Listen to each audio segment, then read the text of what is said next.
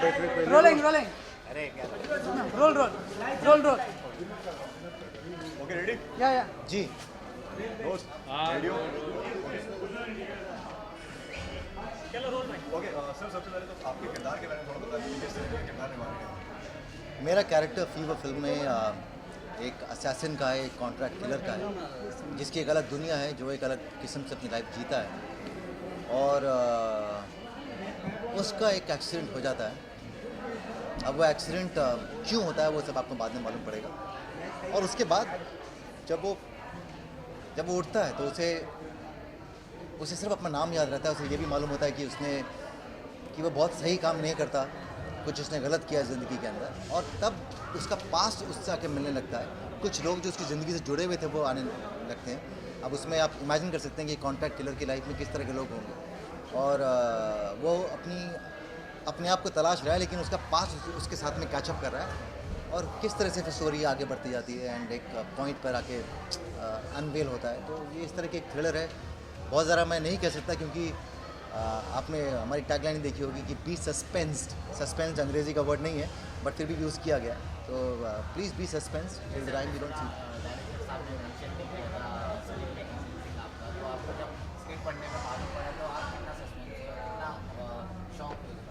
देखिए, मुझे लगता है कि हम लोग 2016 में बैठे हैं, जहाँ पर किसिंग सीन देखने से कोई ज़्यादा बड़ी बात नहीं होती, कोई स्कैंडल नहीं होता। अब वो चाहे वो मेरे पेरेंट्स हों, चाहे वो हम छोटे शहर में भी चले जाएँ, तो आई डोंट थिंक किसिंग बड़ी बात रहेगी। तो मुझे लगता है इस पर ज़्यादा चर्चा करना बनता भी नहीं, क्योंकि हमारी फिल्म में वैसे भी किसिंग है नहीं, मतलब सॉरी किसिंग है लेकिन ज़बरदस्ती नहीं है, कि मतलब ऐसा नहीं है कि आपको कुछ रॉन्ची नज़र आएगा। जैसे कि मैं किसी से कह रहा था कि ये फिल्म किसिंग इसलिए दिखाई गई ट्रेलर के अंदर बिकॉज वो एक स्टोरी टेलिंग का पार्ट है, बट हम बिल्कुल एक्सपेक्ट नहीं करते हैं कि किसिंग की वजह से कोई फिल्म देखने के लिए आएगा। वो जानते हैं कि मैं किस तरह का काम करता हूँ, जो मेरी ऑडियंस है वो जानते हैं कि मैं एक कंटेंट ड्रिवन फिल्म में काम करता हूँ। और अगर ये माध्यम होता या ये एक ज़रिया होता अपनी फिल्म को बेचने का, तो अभी तक बहुत कहानियाँ सुन ली होती है आपने कि राजीव और बॉन्ड गर्ल का ये अफेयर, जो कि हम अक्सर पढ़ते हैं कि ये वहाँ गए और यहाँ पे ये स्कैंडल हो गया, राजीव और गौहर के साथ में ये हुआ।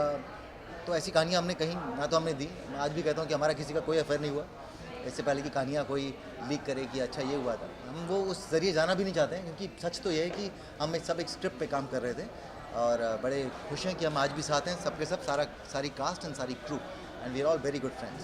कितना चैलेंजिंग रहा आपके लिए ये किरदार करना, कॉन्ट्रैक्ट किलर का क्या काम करना पड़ा आपको उसके बाद? बहुत इजी नहीं था ये रोल मेरे लिए, क्योंकि इसमें बहुत सारे शेड्स भी हैं, आप देखेंगे। मेरे से ज़्यादा मुझे लगता है मेरे डायरेक्टर राजीव ज़वेरी जो हैं, उन्होंने बहुत मेहनत की थी। वो बहुत क्लियर थे कि उन्हें किस तरह का कैरेक्टर चाहिए। हमारी मेहनत एक तो परफॉर्मेंस लेवल पे थी, और दूसरी मेहनत हमारी थी लोकेशंस पे। हमने 3 सीज़न में फिल्म शूट की है स्विट्ज़रलैंड में। ये पहली फिल्म है शायद जो पूरी इंडोर आउटडोर पूरी स्विट्ज़रलैंड में शूट हुई है, मतलब एक पैच वर्क भी यहाँ बॉम्बे में आगे नहीं किया गया। सारे गाने जितने भी हैं सब कुछ स्विट्ज़रलैंड में हुआ है। और अलग अलग सीजन्स में रात के 1 बजे जब टेम्परेचर 0 डिग्री पे हो, आपको बर्फ़ में आप कंटिन्यूटी में फंसे हुए हैं क्योंकि आपने एक शर्ट पहनी थी दोपहर में, और आपका सीन 2 बजे शूट हो रहा है, तो वो एक अलग चैलेंजेस थे। जहाँ हम शूट कर रहे थे वहाँ पर वैनिटी वैन्स नहीं पहुँच सकती थी, खाना भी हम सड़क पे खाना पड़ता था। तो हम लोग सब एक शेड ढूंढते थे कि कहाँ पे थोड़ा सा इनक्लोज जगह जहाँ पे खाना खा सकें।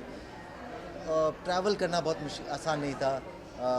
गौहर को बड़ी प्रॉब्लम थी, क्या बोलते हैं, मोशन सिकनेस है उनको। वो जहाँ जहाँ गाड़ियाँ गोल गोल घूमती हैं तो उन्हें शी फील सिक। तो फिर हमने उसका सोल्यूशन ढूंढा कि वो आगे बैठ के जाती थी। फिजिकल प्रॉब्लम्स भी बहुत ज़्यादा थी, एंड ऑफ कोर्स कैरेक्टर, जिसके अंदर 2 अलग अलग आप देखेंगे, मतलब तो या it wasn't easy, but her actor कहेगा कि मेरा परफॉर्म करना इजी नहीं था, मैंने फिर भी कर दिया। सो आई होप कि आप लोगों को अच्छा लगे।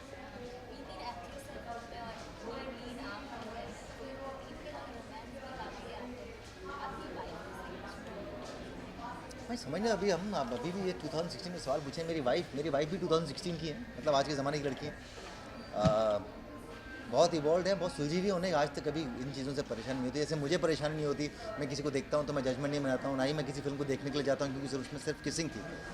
तो ये मुझे लगता है इस बारे में चर्चा हमें धीरे धीरे करके ख़त्म कर देनी चाहिए। मीडिया वाले हैं जो कभी कभी बढ़ा देते हैं किसिंग को, सेक्स वाले सीन को। आई थिंक हम बात करना बंद करेंगे तो हमारे देश की मेंटालिटी भी वैसी होती जाएगी कि हाँ है ना किसिंग, तो क्या बड़ी बात है, फिल्म में कंटेंट क्या है वो बताओ।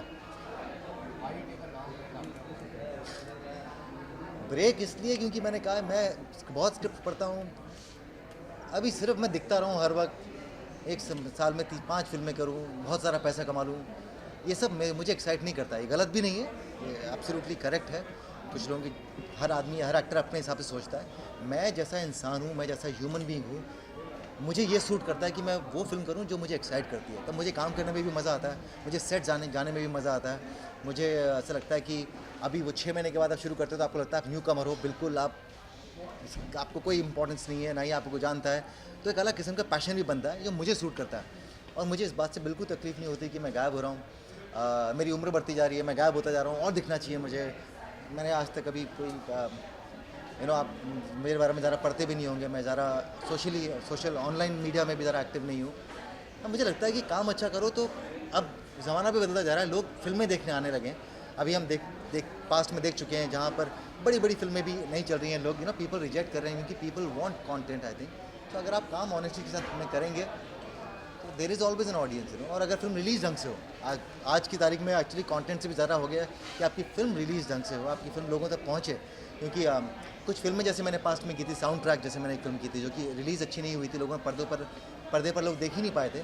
लेकिन आज भी उस फिल्म को 4 साल हो गए हैं, अभी भी मुझे कोई ना कोई मिलता है जो बोलता है सर मैंने कल टीवी पे देखी, मैंने डीवीडी पे देखी, बहुत अच्छी लगी। आप इंटरनेशनल ट्रैवल करते हो तो आपको लोग मिलते हैं ऑस्ट्रेलिया में कि सर मैंने साउंड ट्रैक देखी, बहुत अच्छी लगी। तो कुछ फिल्में आपको रिच डिविडेंड्स देती हैं।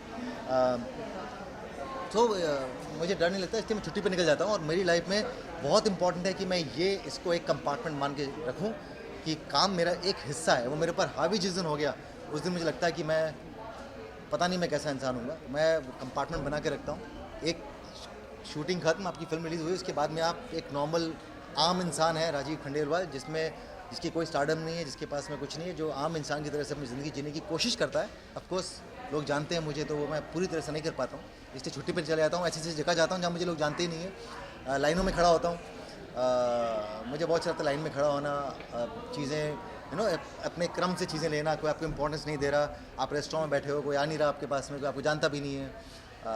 तो आई थिंक एक अलग मज़ा है उस चीज़ का। और फिर अब जब आप सिविलाइज्ड वर्ल्ड में आ जाते हो, जब आप बॉम्बे आते हो या इंडिया में आते हो या कैसी जगह जहाँ लोग जानते हैं, एक डिफरेंट एक लाइफ होती है। तो मैं दोनों लाइफ जीना पसंद करता हूँ और इसीलिए मैं इसमें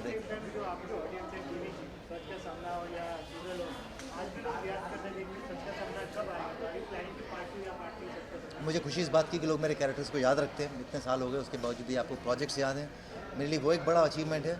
मैं कोशिश करता हूँ कि मैं अपने पास में जो किया है मैं उसके सहारे आगे ना बढ़ूँ, मैं तो उसे सीढ़ी बना के ना चलता रहूँ। मुझे इसीलिए मैं ब्रेक भी लेता हूँ कि भूल जाएँ।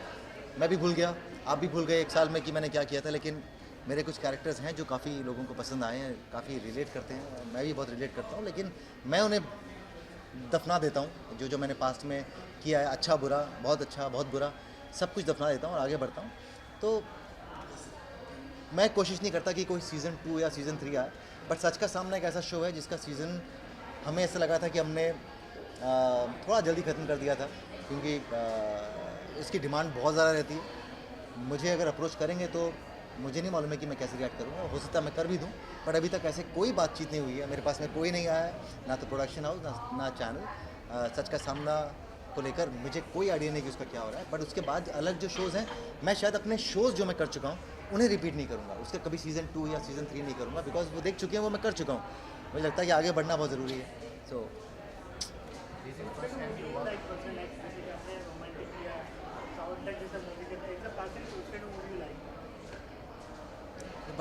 बड़ा सिंपल सा सवाल है, लेकिन मेरे पास इसका जवाब देना बड़ा मुश्किल रहता है कि किस तरह की फिल्में मैं पसंद करता हूँ करना। मैं हमेशा अपनी स्लेट खुली रखता हूँ। कभी कभी क्या होता है कि ये सब आमिर होने के बाद में, आमिर करने के बाद मुझे समझ में आया कि हम अपनी सोच को बहुत लिमिटेड कर देते हैं। अगर हम सोचें कि यार मुझे ना एक रोमांटिक फिल्म करनी है जिसमें गाने हो, जिसमें ये हो, क्योंकि जब आमिर आई थी तब मैंने उम्मीद ही नहीं की थी कि इस तरह की कोई स्क्रिप्ट होगी। जब टेबल नंबर 21 आई तो मैंने उम्मीद ही नहीं की थी कि इस तरह की स्क्रिप्ट होगी। या शैतान जब आई तो मैंने उम्मीद ही नहीं की थी कि इस तरह की स्क्रिप्ट होगी।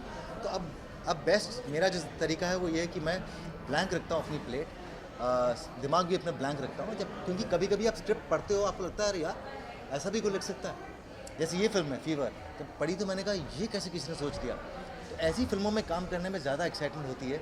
आपको पता भी नहीं है कि जैसा मैं सोच रहा हूँ क्या वैसा ऑडियंस सोचेगी, क्या जैसे हम पढ़ रहे हैं क्या वो ट्रांसलेट होगी स्क्रीन पे। और जब वो हो जाता है तो इस तरह की एक्साइटमेंट होती है जो आप अभी देख रहे हैं कि आपको मालूम है कि आपने एक अटैम्प्ट किया और वो सक्सेसफुल बना।